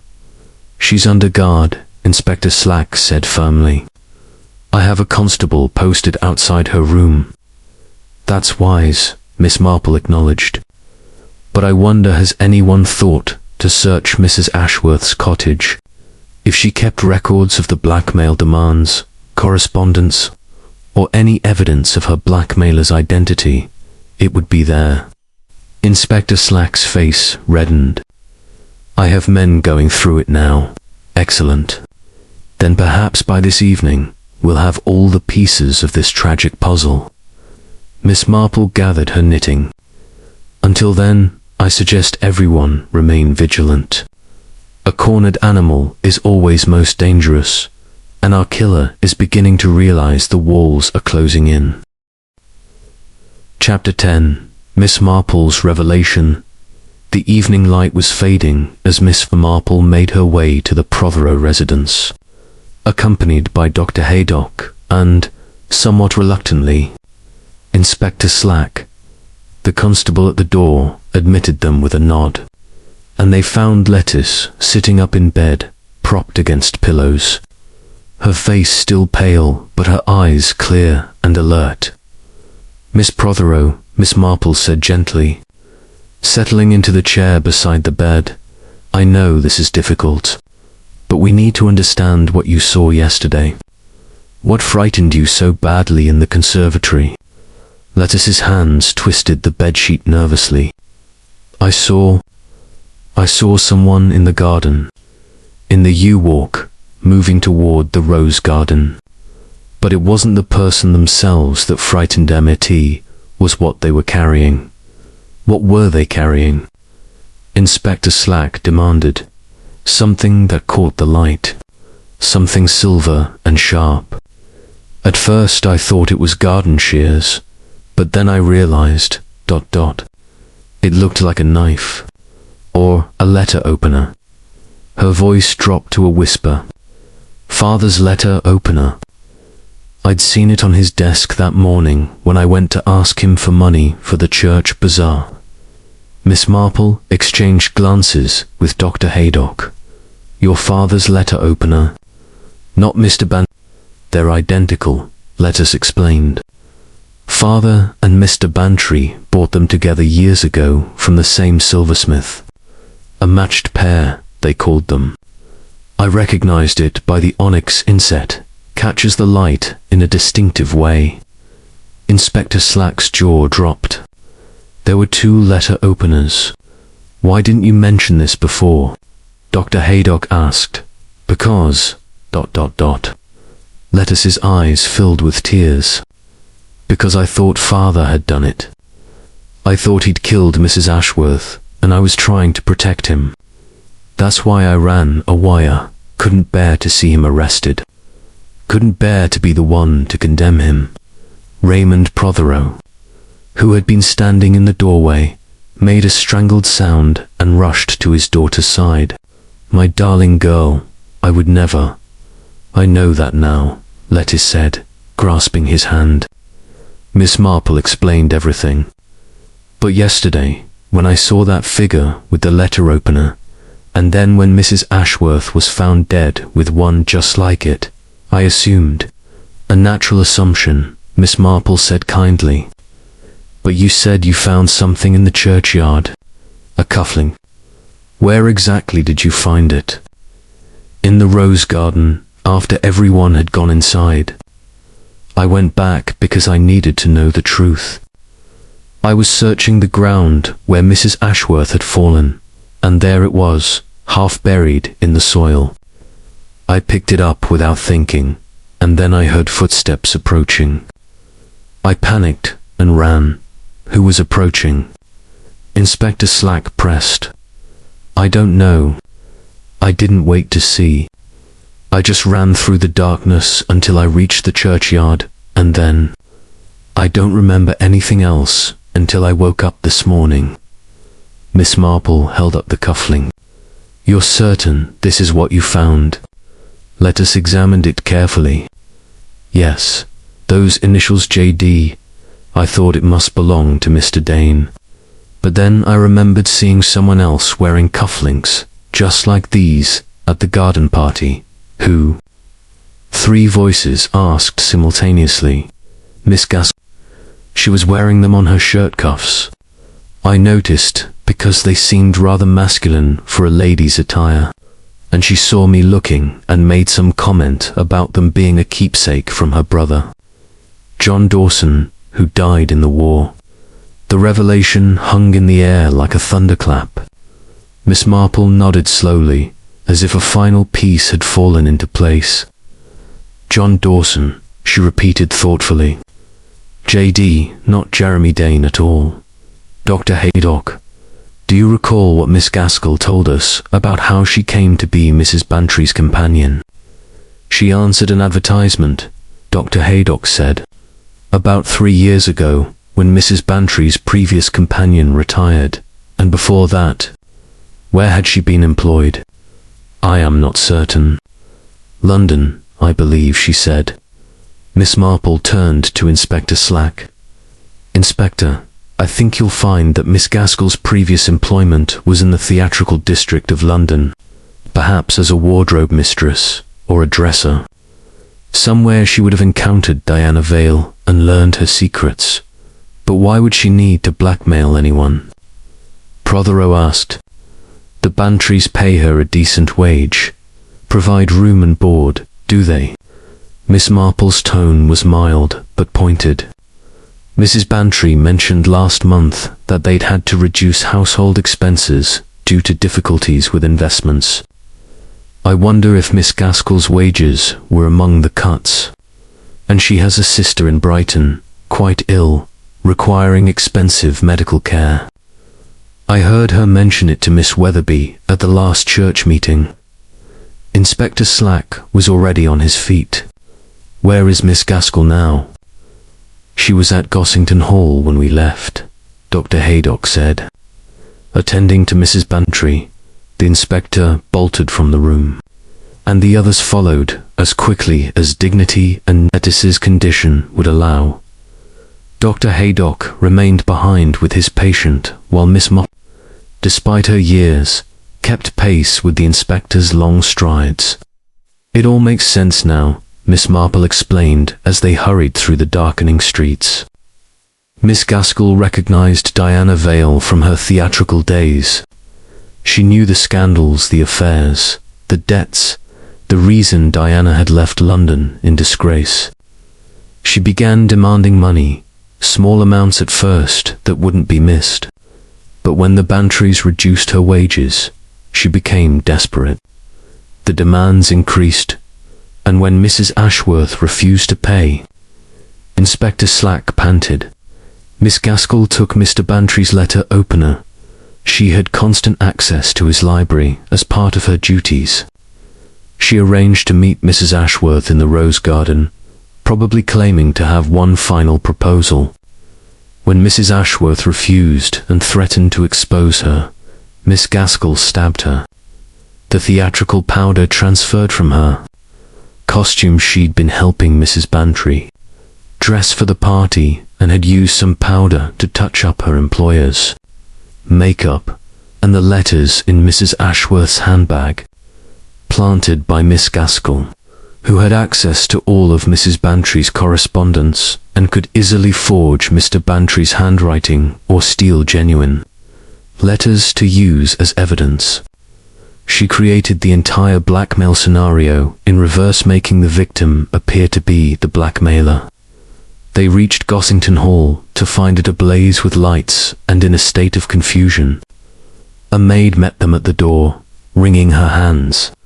"Oh, Inspector, thank goodness. It's Mrs. Bantry, she's collapsed, and Miss Gaskell has disappeared." They rushed to the drawing room where Mrs. Bantry lay on the sofa. Dr. Haydock must have taken a shortcut already examining her. "She's been drugged," he announced grimly. "Laudanum, I'd guess. Not enough to kill her, but enough to keep her unconscious for hours." "Where's Miss Gaskell?" Inspector Slack roared. "No one knows.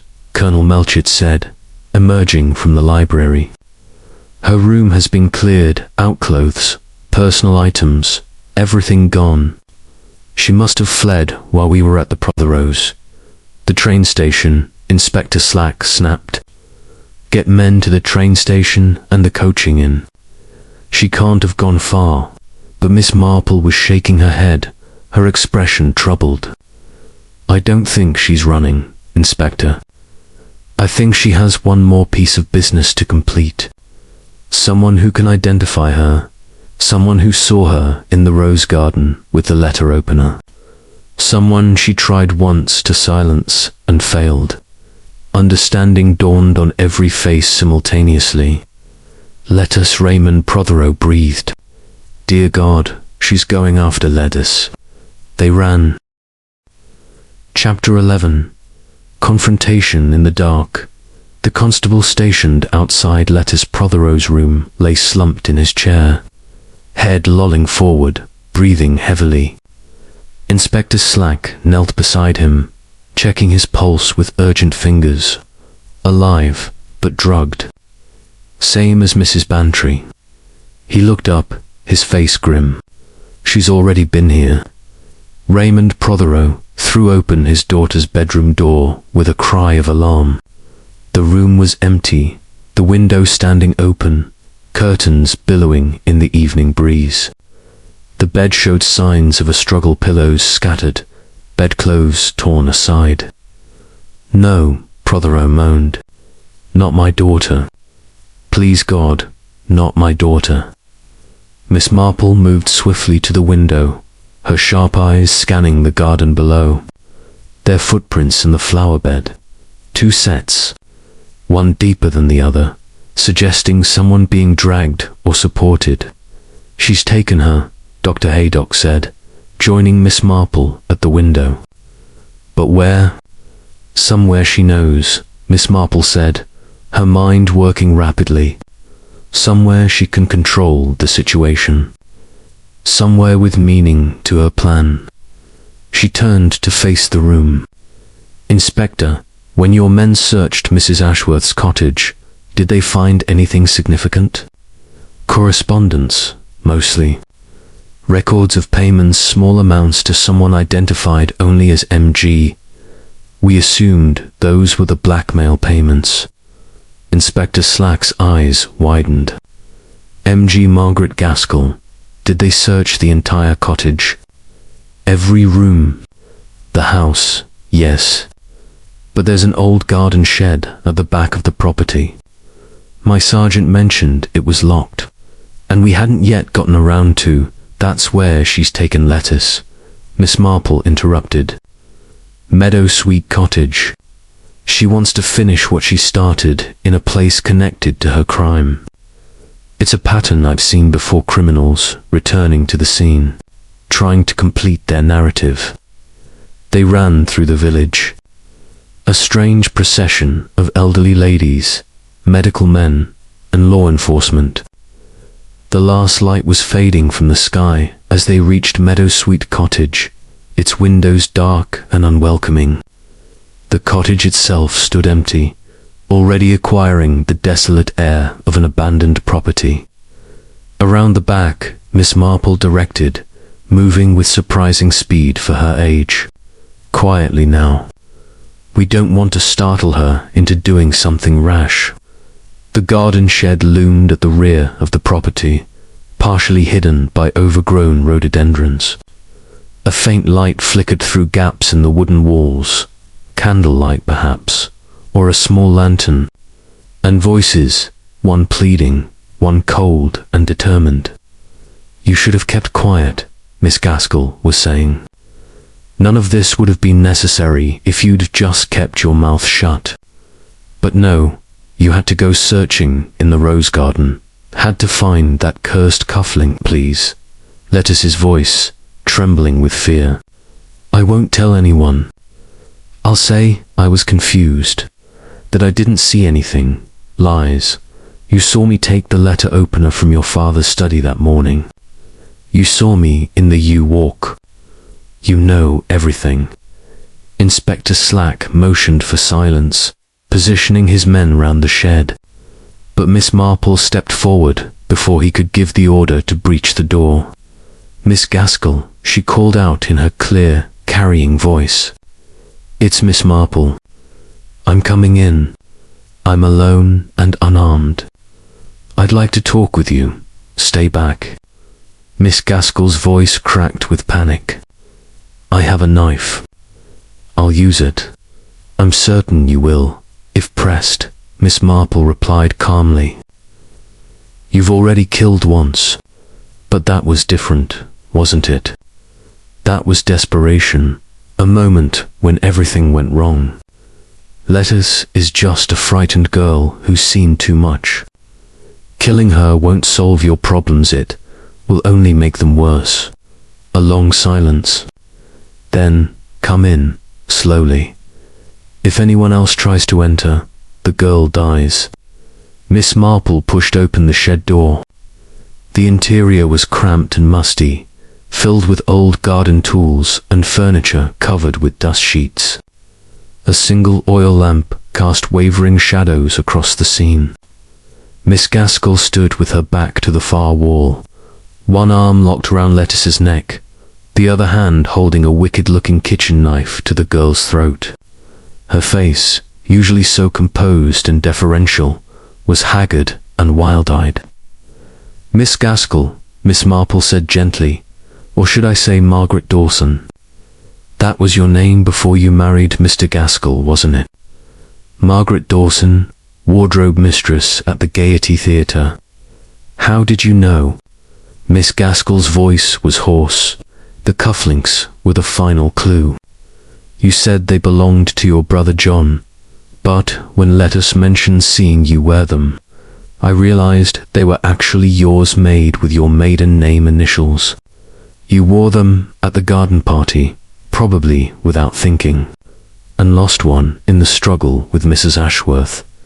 You'd gripped her wrist. That's how she got the bruise Dr. Haydock found, trying to make her understand, trying to change her mind. She wouldn't listen," Miss Gaskell said bitterly. "All I needed was £500. £500 to save my sister's life. The doctors in Brighton said, with proper treatment, she might have years left. But Diana, no, Mrs. Ashworth, she said she was tired of being bled dry, tired of living in fear. She was going to confess everything to the vicar, throw herself on the mercy of St. Mary Mead, and that would have exposed you as a blackmailer. Everything would have been destroyed. My position with the Bantrys, my reputation, my freedom. And Eleanor would have died alone in that charity ward." Tears streamed down Miss Gaskell's face. "I didn't plan to kill her. I took the letter opener to frighten her, to make her understand how serious I was. But she turned her back on me, started to walk away, said she was going straight to the police. And You stabbed her," Miss Marple finished quietly. "Then you realized you needed to divert suspicion. You took her handbag, planted the forged letters inside, and left it in the shrubbery to be found. You'd already taken Mr. Bantry's letter opener earlier, knowing the identical weapons would confuse the investigation. It almost worked," Miss Gaskell said. "It would have worked if this stupid girl hadn't seen me." Lettuce whimpered as the knife pressed closer to her throat. Raymond Prothero, watching from outside the shed door, made a sound of anguish. "Let her go," Miss Marple said firmly.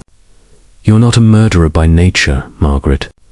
You're a desperate woman who made a terrible choice in an impossible moment. But hurting Lettuce won't save you now.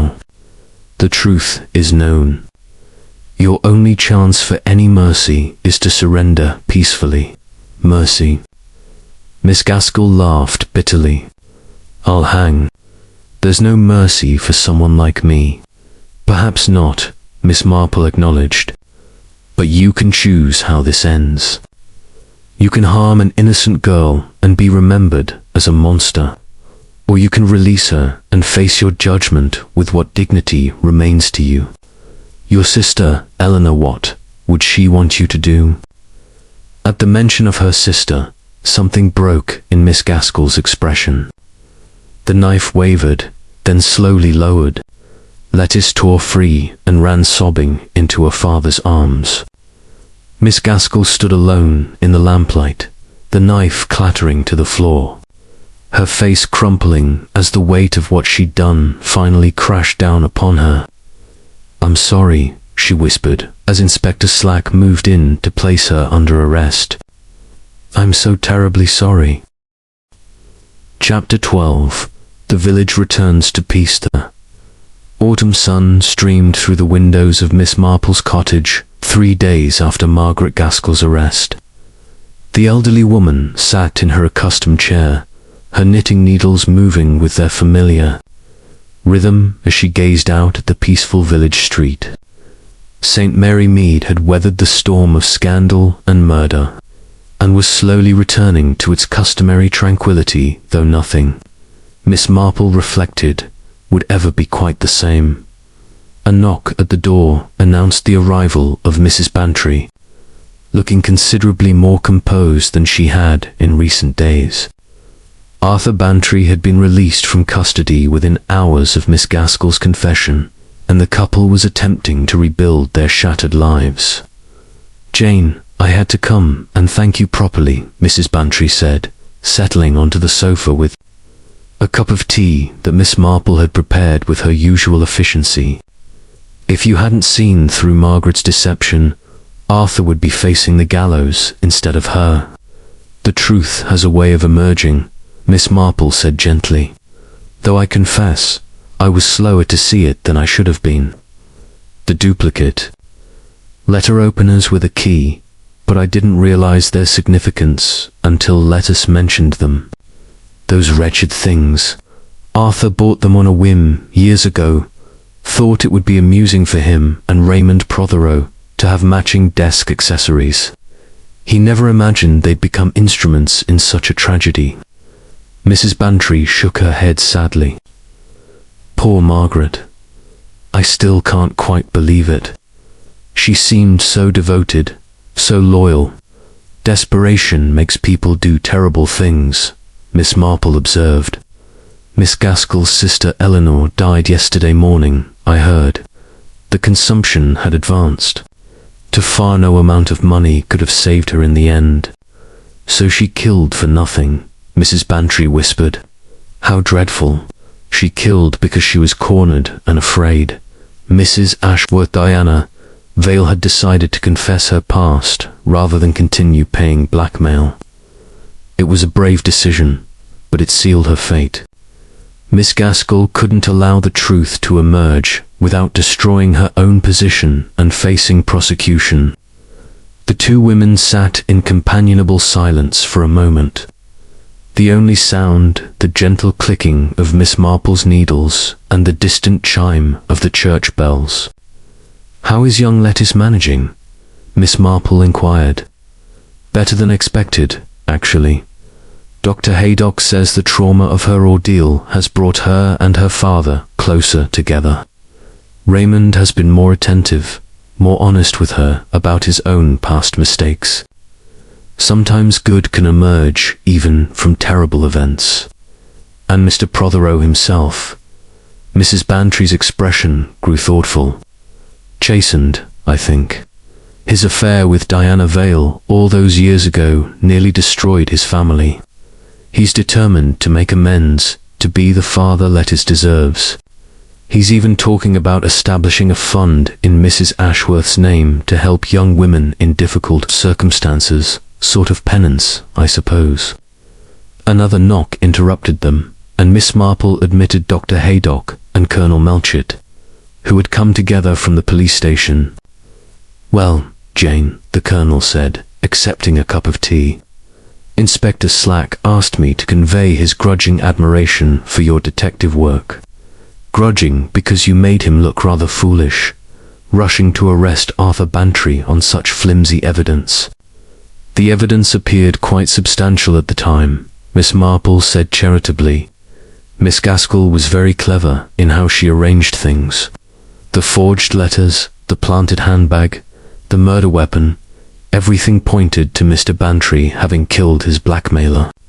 What I still don't understand, Dr. Haydock interjected, is how you knew the letters were forgeries. They seemed genuine enough to Inspector Slack. They were too perfect, Miss Marple explained. Real blackmail evidence is usually messy, crossed out. Words, emotional language, signs of genuine distress. These letters read like someone's idea of what blackmail correspondence should look like. And then there was the matter of Mrs. Ashworth's behavior. If she truly had such damaging material on Mr. Bantry, why attend a garden party at his home? Why put herself in his territory? It didn't make sense unless she was the victim, not the perpetrator. And the theatrical powder, Mrs. Bantry asked. That was partly luck and partly observation. I noticed Miss Gaskell had an unusual complexion, very smooth and pale, almost mask-like. It suggested she used heavy powder, more than the average woman of her station. When Dr. Haydock mentioned theatrical powder on Mrs. Ashworth's dress, I realized it must have transferred from someone who regularly used such products. Miss Gaskell, with her theatrical background, would have had access to and knowledge of such cosmetics. Colonel Melchett shook his head in admiration. You see things the rest of us miss, Jane. Inspector Slack was focused on the obvious evidence, while you looked at human behavior and inconsistencies. Human nature is remarkably consistent, Miss Marple replied. I've seen it all before in this village, in smaller ways. The desperate mother who stole from the church poor box to feed her children. The respectable clerk who embezzled to pay gambling debts. The devoted wife who poisoned her husband to escape years of cruelty. Different circumstances, different people, but the same patterns of behavior driven by fear, greed, or desperation. It's rather unsettling when you put it that way, Mrs. Bantry said with a slight shiver. Perhaps, Miss Marple acknowledged, but understanding these patterns helps us see the truth beneath the surface. Miss Gaskell wasn't evil, she was a woman pushed beyond her limits, who made a terrible choice in a moment of panic. That doesn't excuse murder, but it does explain it. Jeremy Dane appeared at the door as the afternoon wore on, looking considerably more at peace than he had in days. I'm leaving St. Mary Mead, he announced. Too many memories here now. But I wanted to thank you, Miss Marple, for believing me when I told you what I saw. Where will you go? She asked. Back to London, I think. Back to the theatre, where I belong. This experiment in village life has proven rather more dramatic than I anticipated. He smiled ruefully. Though I'll always remember Ashworth as she wanted to be remembered. A woman trying to start over, to leave her past behind. After he departed, Miss Marple returned to her knitting, her expression pensive. The blue bed jacket was nearly complete now, ready for Mrs. Clement's new grandchild. Life continued, as it always did, even after tragedy. You're very quiet, Jane, Mrs. Bantry observed. I was thinking, Miss Marple said softly, about how we all wear masks of one kind or another. Diana Vale became Mrs. Ashworth, Margaret Dawson became Miss Gaskell. We present ourselves as we wish to be seen, hiding the parts we find shameful or inconvenient. But the truth has a way of emerging, eventually. Human nature cannot be hidden forever. As the last rays of afternoon sun painted the cottage walls gold, Miss Marple finished her final row of knitting and set it aside with satisfaction. The murder of Mrs. Diana Ashworth had been solved, justice would be served, and St. Mary Mead would heal. But Miss Marple knew, with the wisdom of long years and keen observation, that beneath the village's peaceful surface, other secrets still lurked, other dramas waited to unfold. Such was the nature of human existence, contradictory and endlessly fascinating to those who took the time to truly observe. And Miss Marple, with her knitting and her tea and her gentle penetrating gaze, would be watching, always watching,